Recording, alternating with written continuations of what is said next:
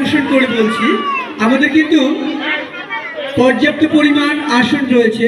যারা অভিভাবক বৃন্দ দেখতে পারে না, পিছনের লোকজন অবজেকশন দেয়। এই জায়গাটা কিন্তু গ্রিল করা চলবে না, এই জায়গা ক্লিয়ার করতে হবে।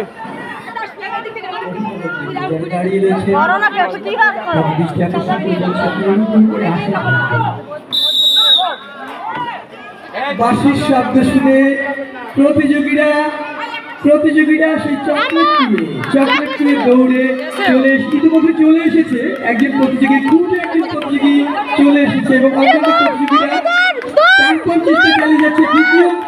দ্বিতীয় বিজয়ীকে আমরা পেয়ে গেছি। তৃতীয় বিজয়ী একদম খুদে সব ছোট ছোট প্রতিযোগীরা